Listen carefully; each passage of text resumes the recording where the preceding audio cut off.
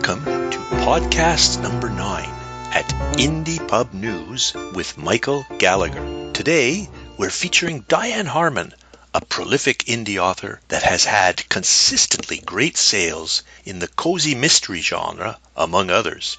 Her formula for success: spend 80% of your time marketing and 20% writing.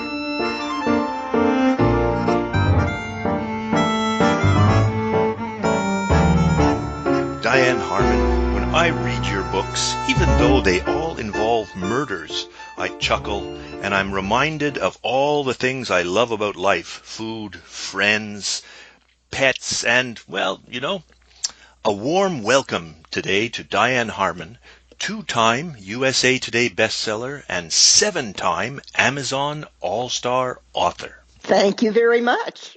Oh, it's a pleasure. I've always wanted to talk to you. Well, now we have our chance after emailing each other for years. Yes, exactly. Could we start with you telling us a little bit about yourself, Dianne? Yes, I came into writing quite late in life. I had been an antique and art appraiser for 25 years. I had a national company that went all over the United States, mainly for insurance company, banks, things like that. And I became a bit disenchanted with people who defined themselves by their stuff. So I started 2 yoga studios and taught actually certified yoga teachers. Then my husband went into politics and I became a political wife. And the day he retired, I wrote a book. So it's been a late life thing, but I love it. Oh, boy. How about we drop back to the beginning of your writing for one of my favorite books, The Blue Coyote Motel? How did you come up with that story? Well, it's kind of interesting. We were at a boutique hotel in Palm Springs, California. Our son was the best man at a wedding, and they'd taken over the hotel. It was in October, and normally it's beautiful there in October, but this particular day it was 107 degrees, and it was miserable. We were in this hotel, and you could not hear the air conditioning. And for whatever reason, I turned to my husband and said something that literally changed our lives. I said, wouldn't it be wild if somebody put something in the air conditioning and everybody felt good all the time? And my husband looked at me and said, why don't you write a book? And I started it that day on my iPad. As a matter of fact, I wrote the whole book on my iPad. I mean, that's how little I knew about anything. I had no Twitter account, no Facebook. I knew nothing. Huh. Do you use your husband as a sounding board for your stories? Actually, he edits mine. Oh, okay. It's worked out very well. He has no formal background in it. It's just he's a very good idea person. I trust his judgment very much. It's proved to be very good. And, when you're writing a book, sometimes you forget you write the wrong person's name, or someone else can see that time sequence is off. And you can't see it because you're so involved in it. So it helps to have other eyes on the book. It certainly does. I must say I admire your ability to pump out such fresh stories so often every year. Could you share some of your secrets with aspiring writers about how you accomplish that? My favorite term is a very inelegant one: butt in chair. Simply sit down, look at that screen every day.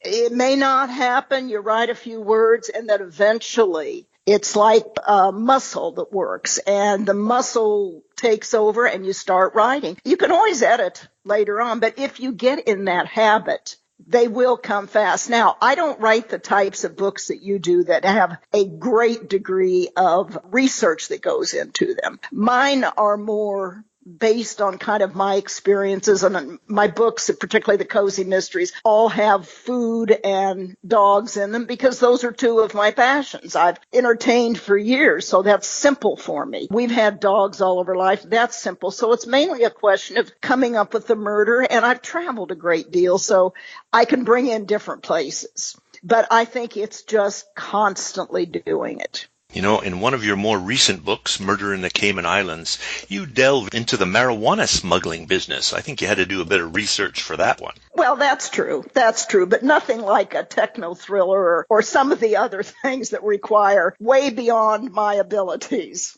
I love the way you're able to portray these hard-boiled crooks and investigators alike. Where does that experience come from? I love people.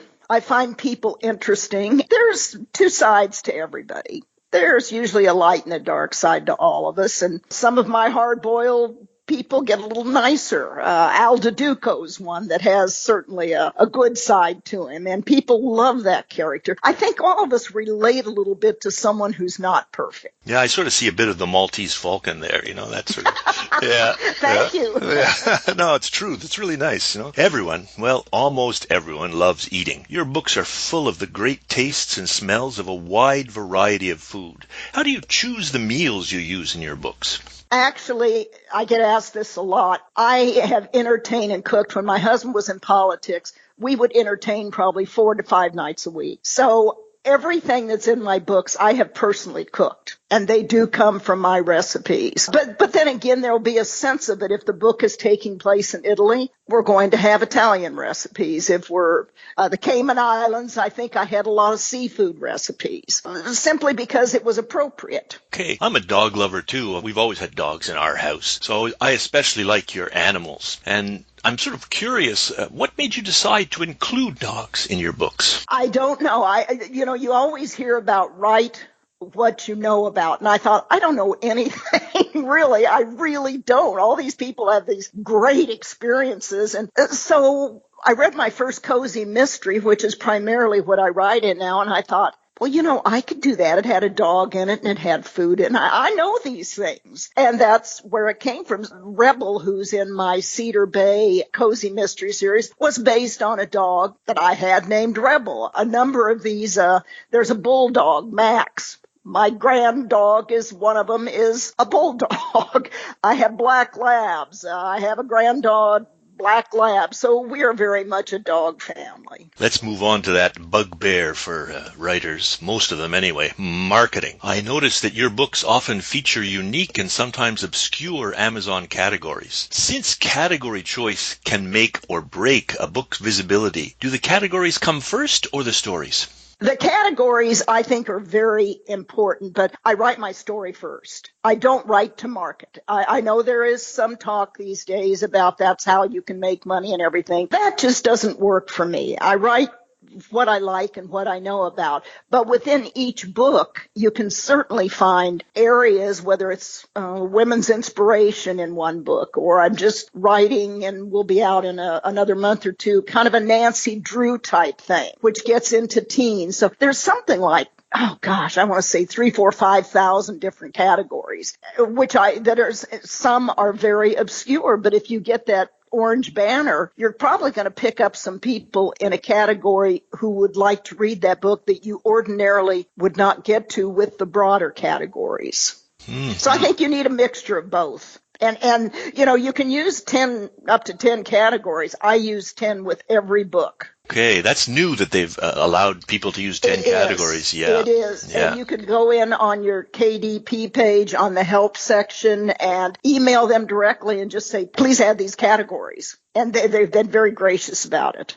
Do you change your categories at times? Once in a while. Not much.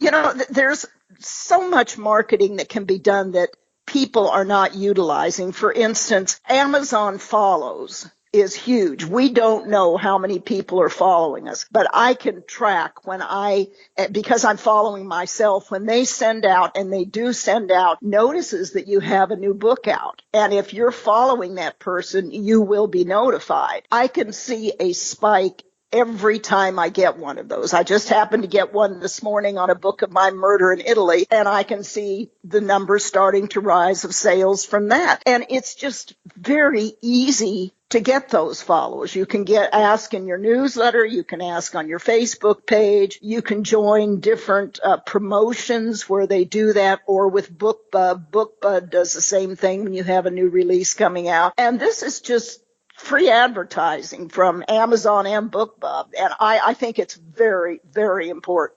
Yeah, well, BookBub is the big one, I'd say. Could you talk a bit about how you come up with your blurbs for BookBub? On the books, you mean, or? Yeah. No, the ones on the ads itself, That I just kind of think up there, and I do advertise on BookBub a lot. You're allowed, I think it's 60 characters, and I try to get something that is relevant, but maybe a little different. If it's a new release, I often will say if it's a new release, if you have a price break on it, a sale or something, I'll put that on. Something, I just had one release this week, Beverly, which is from the Midlife series that I have, Midlife Journey, and it's a woman of 50 who's been betrayed in love, and she's starting out again with a new business, a new romance, 2 puppies. And so, but ever been hurt in love or something over 50, you're trying to reach something that will appeal to that person when they see it. How about Amazon ads?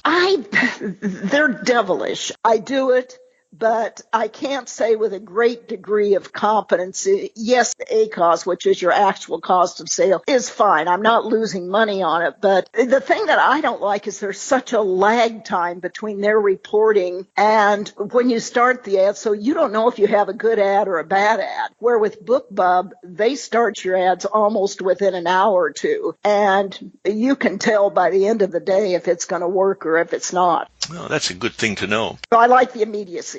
Maybe you could let us into the nitty-gritty of how you managed your mailing lists at the outside of your career, at the outset, not outside. And has your strategy about mailing lists evolved over time? Oh, absolutely. As I said, Michael, when I started, I didn't have a Facebook account. I didn't have a mailing list. I didn't have anything. I didn't know. My daughter-in-law had to set up my Facebook for me. I was that, stupid with it. But the mailing list, if I were going to give advice to any writer, is author, get a mailing list. It is critical. Now, there is some talk you should only email your mailing list when you have a new release. I don't think so. I email every Sunday to keep my name in front of the people, to let them know what I have on sale. I have a large backlist, so I always put 2 books at 99 cents each week. And then the day that I have a new release, I do also send an email out that way. Otherwise,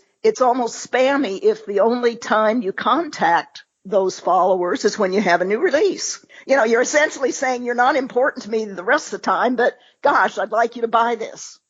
I almost forgot to ask you about something. Where do you come up with those twisty endings, like the one in the Cayman Islands book? I don't know.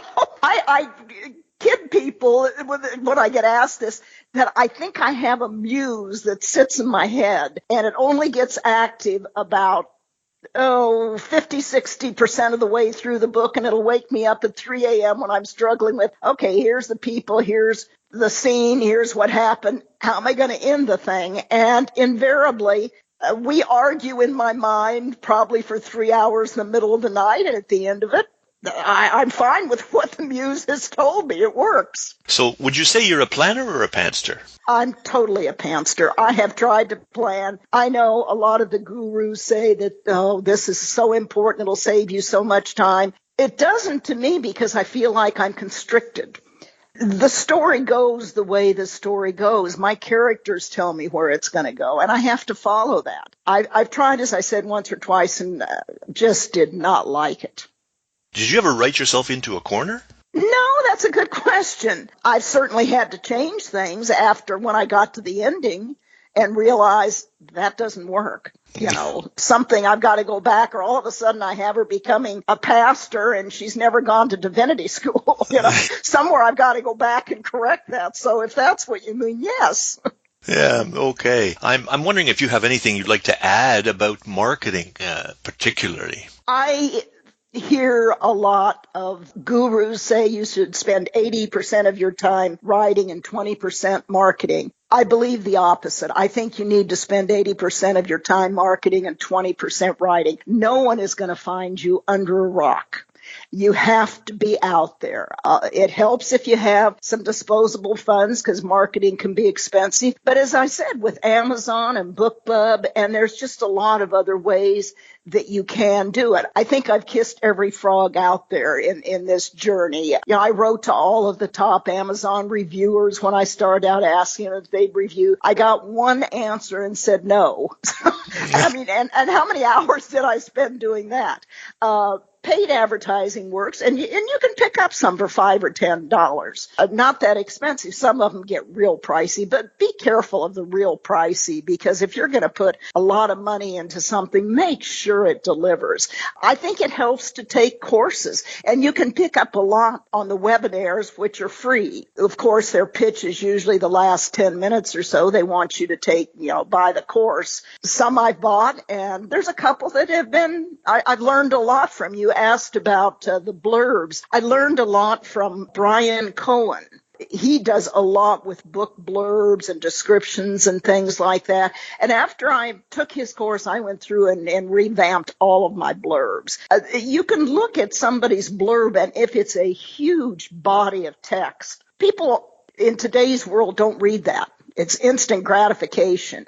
Keep that first thing 3 sentences, 2 sentences. They talk about the elevator hook or whatever. How do you describe your book in 15 words or less, 20 words or less? And keep that in mind. People want bites.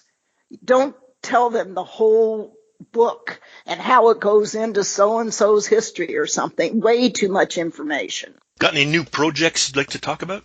I'm doing this new series, the Holly series, which is kind of based on the Nancy Drew from many years ago. I kind of grew up with Nancy Drew, and I can remember spending my babysitting money on Nancy Drew, and I think she's still kind of an icon, and I'm going to play around with that a little bit. But other than that, more books to my present series that I have out. I think I have 5 or 6 out there. I tried a little bit with suspense and short reads, and I can't say that was my best thing. People don't like cliffhangers that are blatant, and that wasn't something I'm going to pursue anymore. So is that new project that you were just talking about, is that kind of a young adult series, the Nancy Drew? It would be teen young adult, yes. It is a big change, but I think there's a huge audience out there. Certainly, both of my grandchildren read constantly, and they're not quite teenagers yet, but you look at the Harry Potter. How popular that became, and adults reading it too. I really have enjoyed this, and I'd like to do it again sometime. Do you think that would be possible?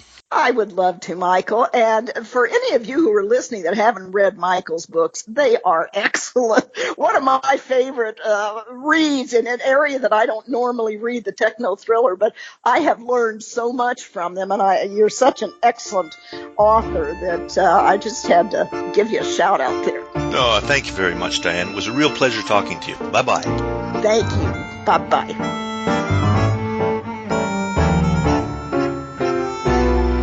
Thanks for listening today. Why not pick up one of Dianne's books, too? And hey, don't forget to check out Dianne Harman on Facebook and Twitter and sign up for her active mailing list on her blog. The links are on the podcast page. See you soon.